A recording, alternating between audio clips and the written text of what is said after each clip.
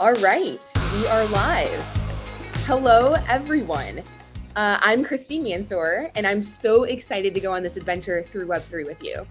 We aim to educate, excite, and challenge the space with a healthy dose of skepticism. We are Crypto Hype Check, where no question is a stupid question. And I'm Laurie Keogh. We're doing everything Christine said, by the way, by speaking with crypto and blockchain leaders from around the globe, covering DeFi, NFTs, protocols, sustainability, education, jobs, ecosystems, and everything in between. Laurie and I created this platform to help young and old people alike ease into the Web3 space and learn with us. We aim to be a credible source of knowledge in the world of blockchain. We're excited to go on this journey with you. So without further ado, on our first podcast, what I'd love to do is I'd love to welcome our first guest, and that is Noelle Acheson. And Noelle and I know each other for a number of years. Noelle is the head of market insights for Genesis Trading. Noelle is a seasoned financial services professional. She is also a well-known journalist and a well-known crypto commentator. Truth be told, when I get asked, Laurie, who do you follow for info or how do you know this stuff? Invariably, if I look smart, it's because I read one of Noelle's recent blog posts. So definitely, if you remember one thing from today, my top tip is to follow Noelle on LinkedIn to get her insights and thoughts and commentary.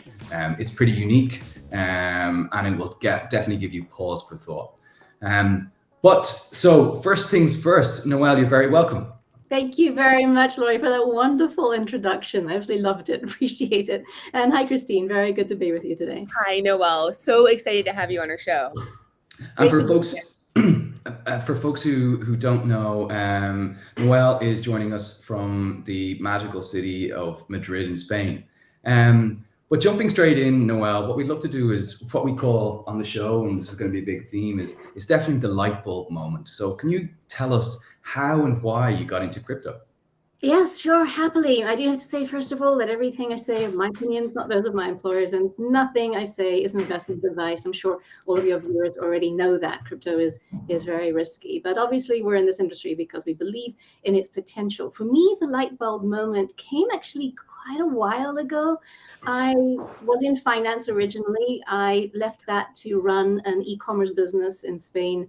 Ran that for 13 years, sold it at the end of 2013. Beginning of 2014, I'm trying to figure out what to do next. And I'm doing some reading to catch up on what I've been missing in the world while you're trying to run a company. And I'm interested in finance, interested in technology. I kept hearing about this thing called Bitcoin, and I don't like not understanding something. So I watched a Khan Academy video. Some of the viewers may remember Khan Academy. I watched a Khan Academy video and I got goosebumps. I grew up in Zambia, and just the understanding that what I was looking at here was a way to make permissionless payments and the impact of what something like that could do in sub-Saharan Africa, it's a goosebumps. And I haven't looked back since then. I started reading more and more and researching and going to Bitcoin meetups here in Spain. And then I started actually teaching some of this at a university as well. And the more I learned, the more interesting it got, the more challenges I saw to it being used for what I had originally gotten excited about, but the more compelling the global impact I felt became. Awesome. All right. Well, thank you, Noelle. And my next question to you is, what is Genesis Trading? Thanks for asking that, Christine. Genesis Trading is the leading digital assets prime broker in the space. We're one of the oldest OTC spot desks. We've been going since 2013. We are the largest crypto lender for institutions, and we are also the largest OTC derivatives desk. Again, our focus is institutional investors, which is something that I personally care very much about, because institutional investors do tend to drive the change in capital markets that I came here to see. Capital markets should be a tool for freedom. We can all agree that they are less and less that these days. In fact, they are more of a tool for inequality these days. And I do see the crypto asset technologies, and I say technologies in plural, as a potential tool in the box of many other tools that can help capital markets get back to the supportive and inclusive purpose, or supportive inclusive tool for equality and tool for opportunity that they originally set out to be. So Genesis trading is the best place to witness that change from, and to actually be in the room where that change is being built. And you mentioned a couple of terms there, Noelle. So, and even for my own learning, when you say prime brokerage, just so we bring everybody onto the same page, what is prime brokerage or PB when we hear that term? That's a very good question, because it means different things to different people. And that's one of the beauties of that term, actually. It is quite flexible. But in traditional finance, Laurie, as you know, because you've worked in this industry also, in traditional finance, prime brokerage is sort of white glove service where we can route orders for large clients. We can also handle the custody and any other services that the clients may want for digital asset holdings. Prime brokers can offer. Genesis is one of the leading prime brokerages for digital assets in that space. It's a very different proposition than the traditional finance, because custody, as you know, is very, very different in the digital asset space, as well as routing orders is something very, very different in the digital asset space because of the unique structure of crypto capital markets, the fragmented nature, the grassroots growth that they've had. It's very fascinating. This is a small parenthesis, but it is interesting. We've never before been able to witness the emergence of an entirely new type of global capital markets without a structure being built around it from the bottom up, retail first, and then heading up into the institutions. That is unique in development of our financial history. And one other quick term as well that you mentioned there as well for the folks is OTC. So what does that mean? What does the acronym stand for? No, thank you very much for calling that out. I hate it when people use acronyms without defining what they mean, and I just did that. OTC is over the counter. That means we are not an exchange. We work with exchanges, market makers, and other sources of liquidity. We will find the best price amongst a range of different options. This is very different from exchange orders, in which you are choosing the venue on which you are dealing and you are accepting that venue's pricing. With OTC, you have greater flexibility. You also can enjoy greater discretion because your order is not posted necessarily. And because of the other services that tend to go with prime brokerage and OTC, you get a much more comprehensive service. Got it. Thank you for the amazing definitions there. It was like better than watching an Investopedia video. So Noelle, one of the things that we want to chat about as well was that, like, obviously you're talking about the market frequently, but we'd love to get your thoughts on where the market is at the moment. And I know that's quite a broad question, but even in kind of broad brushstrokes, where you feel things are at that kind of 50,000 foot view. Well, that's a great question, because had you asked me this yesterday, I'd give you a totally different answer.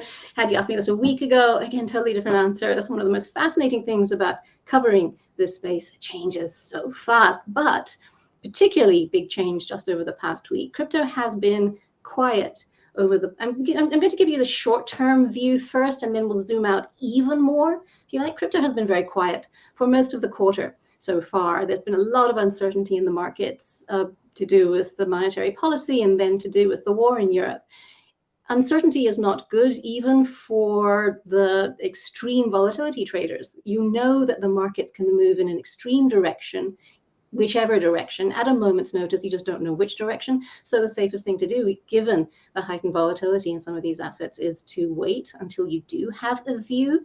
That seems to finally be taking shape. We've seen some very strong tailwinds to the crypto narrative. I was about to say Bitcoin narrative, but it's actually broader than that, to the crypto narrative over the past week, over the past 2 weeks especially, but even just over the past week. We've seen the institutional interest, I won't even say continuing, I'll say picking up notably. Of just over the past 5 days, we've seen announcements from Bridgewater, from BlackRock, from Goldman Sachs, from Virtu, from Cohen, announcing crypto interest that they didn't really publicize before, and or crypto projects. In fact, last week we also saw several announcements of high-profile Wall Street executives leaving their firms to set up crypto projects. We have massive raises across all types of funds and segments of the crypto industry. So the institutional interest is picking up. We're definitely seeing that. We're also seeing that in some of the derivatives metrics. More optimism in the market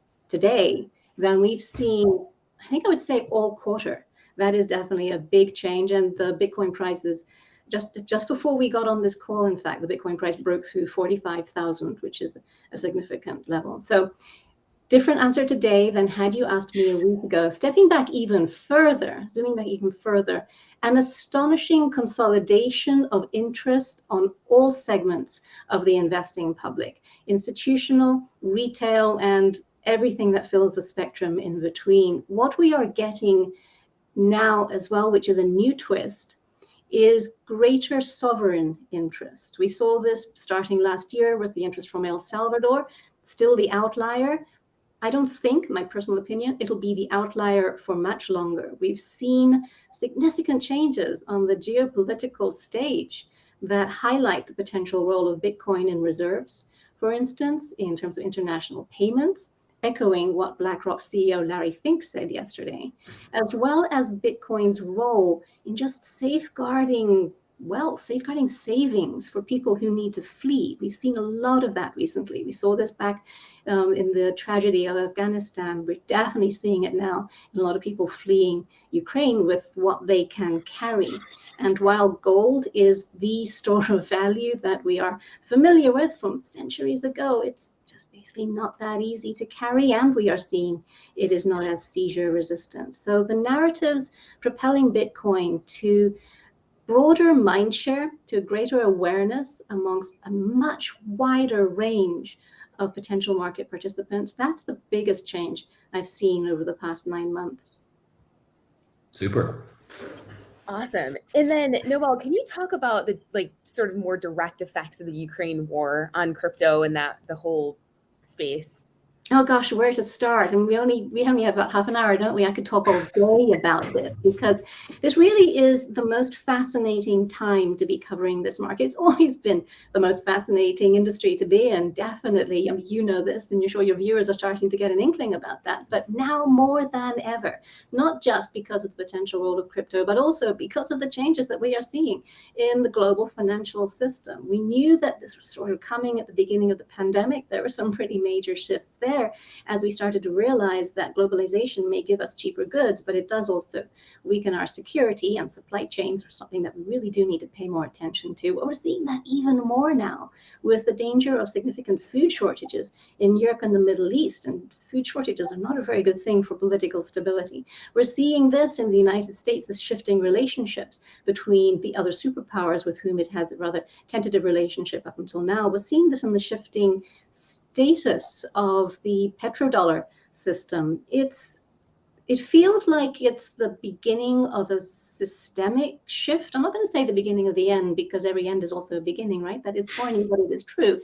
It feels like the beginning of a systemic shift in alliances, in how global finance works, at the same time that for the very first time in our history, there is an alternative on the scene. This kind of mix where we have a need for a change, a need for an alternative, we actually have an alternative. That is a very, very big, it's a very important point that I think a lot of people tend to overlook. There's a new tool in the box. There's a new seat at the table. What does this actually mean for crypto? It means mindshare. It means regulatory attention, for better or for worse. It means institutional interest. It means, as I mentioned earlier, sovereign interest, where we didn't really have that before. Super. One of the areas, look, that I've obviously become increasingly interested in, as well as most of the world, and especially people in the crypto space, are NFTs, right? You can't seem to get away from them, whether you want to or not. And I guess with your analytical hat and experience, Noelle, I'd love to get your thoughts on whether you think are NFTs a bubble? There's been a bit of a roller coaster in terms of the, I guess, amount being invested in them, which peaked and seems to be on the decline. And also, are they more than just digital art, right? Is it more than, I guess, 10,000 pictures of animated apes? Oh, you do ask just the best questions, the two of you, honestly, and all of them I could just go on for hours, but I'll try and be brief. Is this a bubble?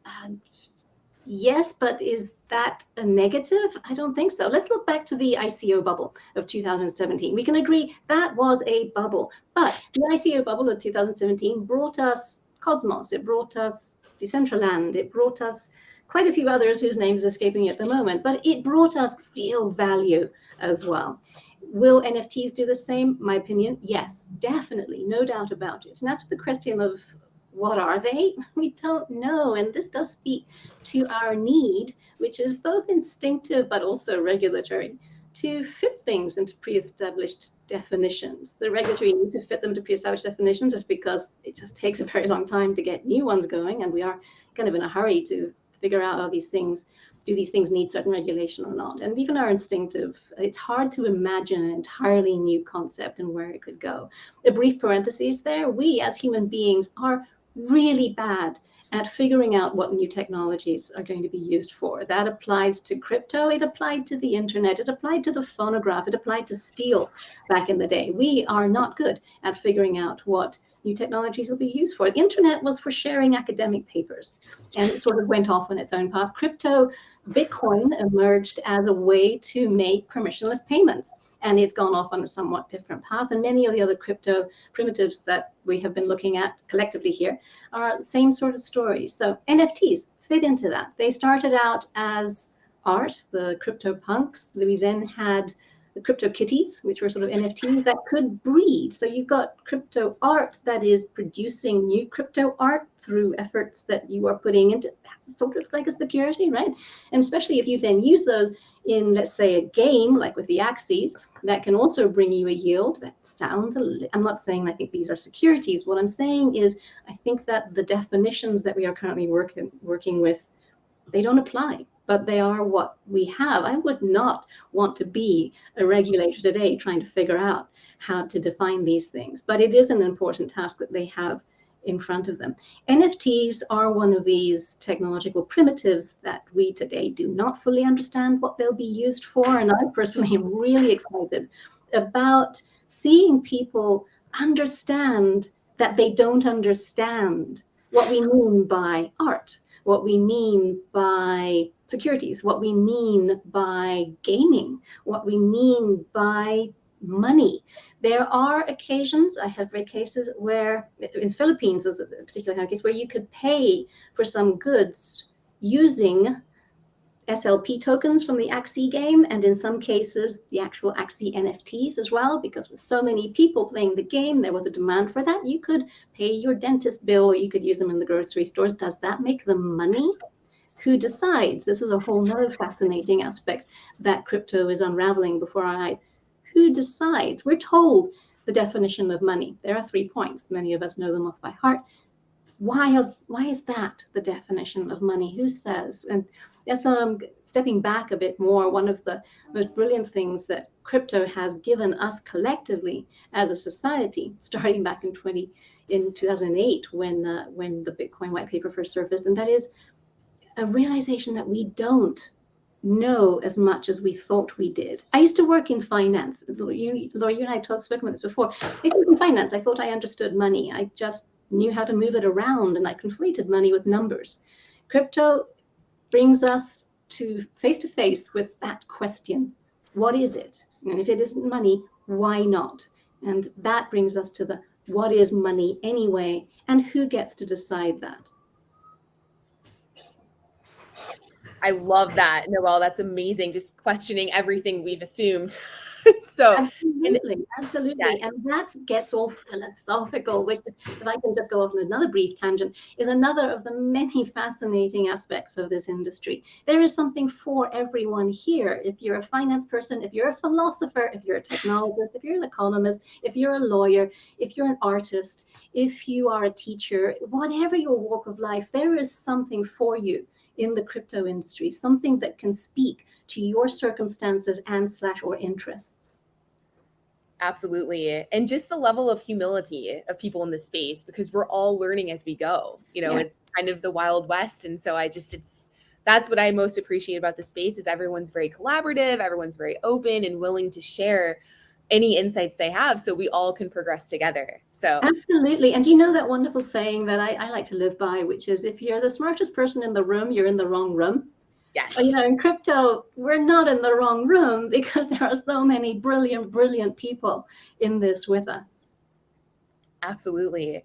So I have a quick question about regulation. So what are your thoughts on Biden's executive order with digital assets?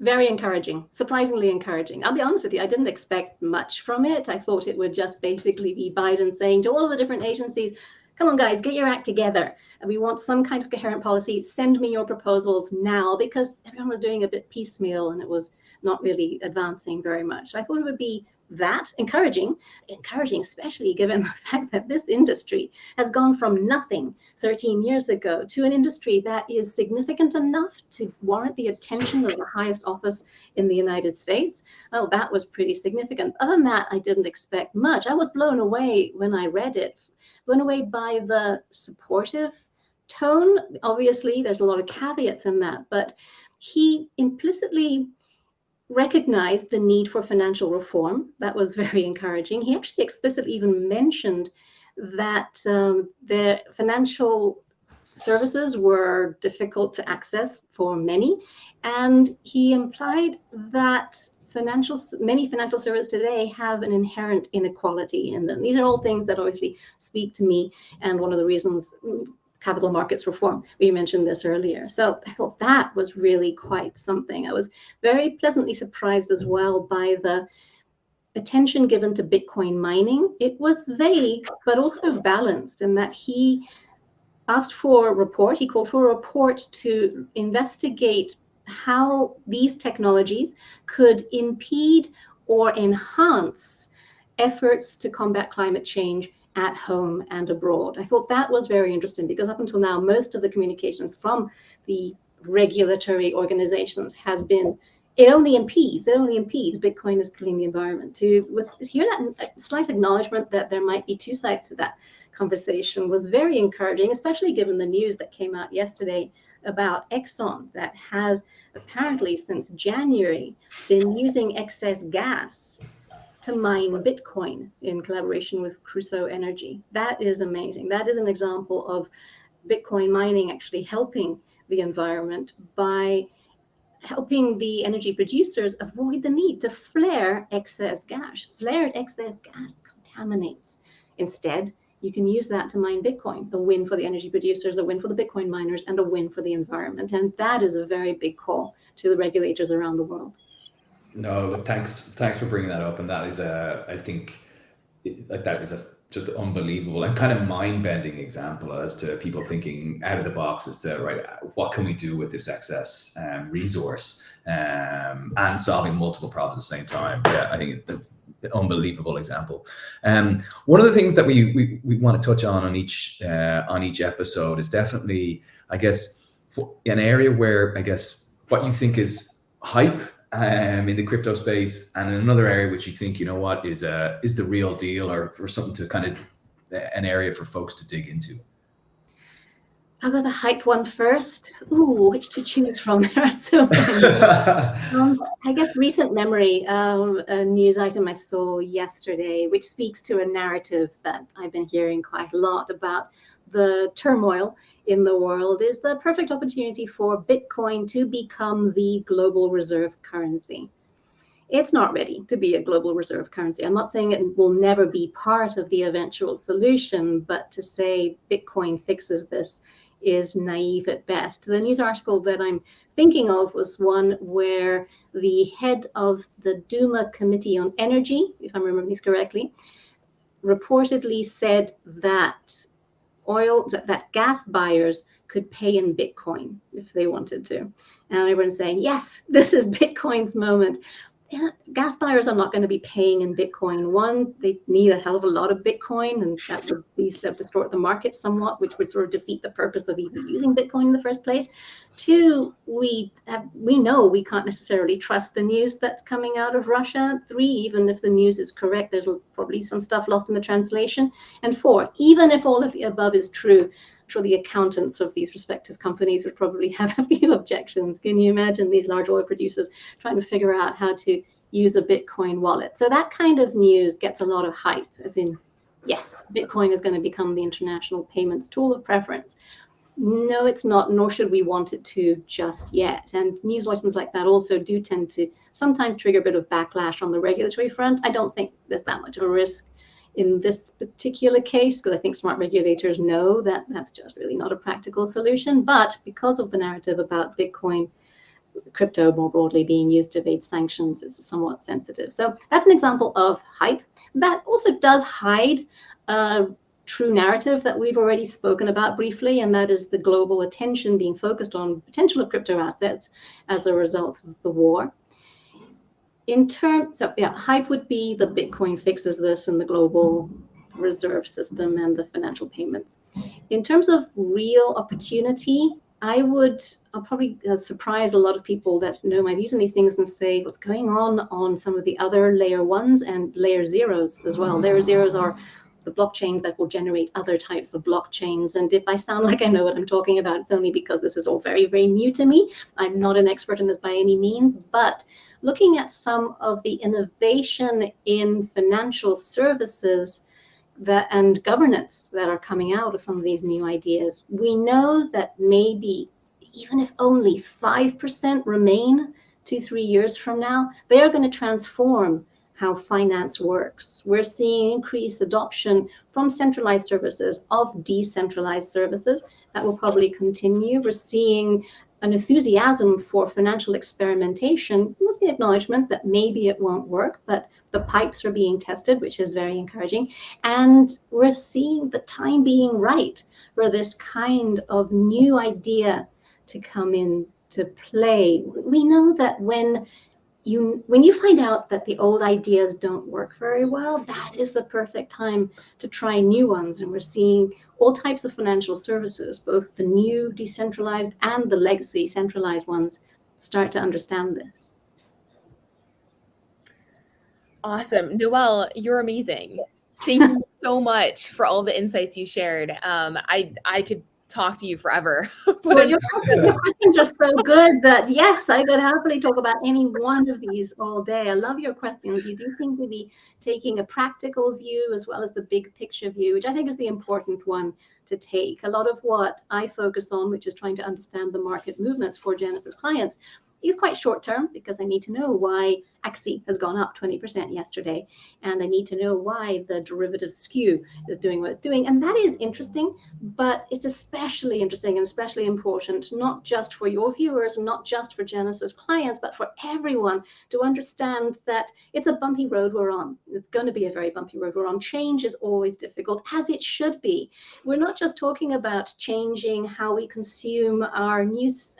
We're talking about changing the global order of finance. This is a pretty big deal. It should be difficult, but we also know that when you truly believe in something, then it eventually will bring some kind of result, probably not the result you're expecting, but some kind of result. And we also do know, just looking around in virtual and imagined rooms that we are in, that things are happening. It is a privilege to be watching this unfold. That's such a seminal time for our civilization. I'll leave it at that. Absolutely. And Noelle, how can our viewers find you? Because we highly recommend them following everything you're doing, whether that's Twitter or LinkedIn. Thank you so much. Yes, in LinkedIn, I'm at Noelle Acheson, and on Twitter, Noelle in Madrid. Love it. Awesome. All right. I'm going to pop that up here so people can check you out. But that's all we have for this episode. Oh, it's been so much fun. I can't wait to see your future episodes as well. I'm definitely going to be an avid watcher. Amazing. Yes, and a big thank you as well, Noelle. As always, fantastic to see you, and look forward to continuing to learn from you and follow you, and looking forward to seeing you in real life, hopefully at an event somewhere in the world. Hopefully soon. It is actually, there's a lot of things to worry about out there, but one of the good things does seem to be the controls are starting to ease, which means we can start to see each other again. That's really important, especially when we have so much to talk about as well as so many ideas to exchange. Amazing. Well, that wraps up our first episode of Crypto Hype Check. Thank you everyone for tuning in, and we'll see you next time.